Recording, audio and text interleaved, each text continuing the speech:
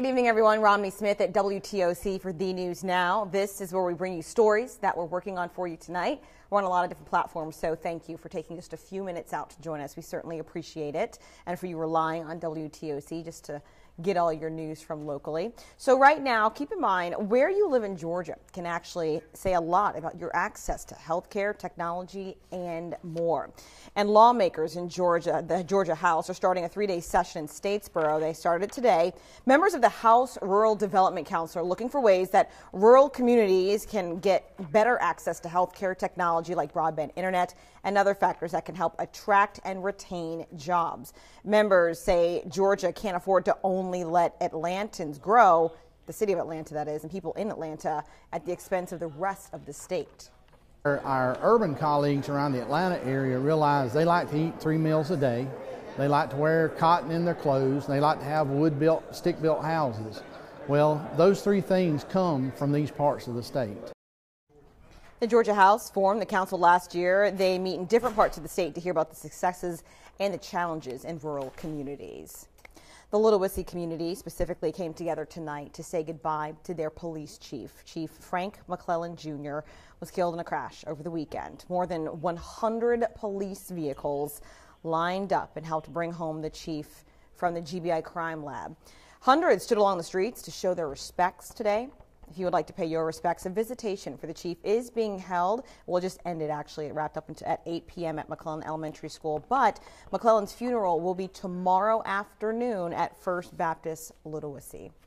Switching gears, our reporter, Danielle Lewan, had a really neat assignment today, and it's actually an exclusive. She has a preview for you. It'll air, by the way, tonight at 11. United States Coast Guard crews rescuing people from rising waters and surveying damage out of the Carolinas. I'm WTOC's Danielle Lewan. Watch my exclusive flight with the Coast Guard Air Station Savannah tonight only on The News at 11. Interesting, huh? I can't wait to see that myself. All right, so y'all know our meteorologists, right? One of them, Cutter Martin, doing something really cool. So all the Coastal Empire's say is I'm going to give it my all. Fundraising campaign, one of them at least, kicked off today with the introduction of the 2018 Komen Bigwigs, and of course, it includes Cutter. First meteorologist Cutter Martin is one of the bigwigs in the contest to see which of the 12 different people can raise the most money for the Komen Coastal Georgia affiliate. So we have a lot of the bigwigs. We can see their pictures online. The proceeds, by the way, of course, go to providing breast cancer care and awareness across 9 areas in our area. And all of the money raised stays local, which is wonderful. You just saw a little video of him in that pink wig, but we took time today to ask him what's up with that. Why are you actually participating?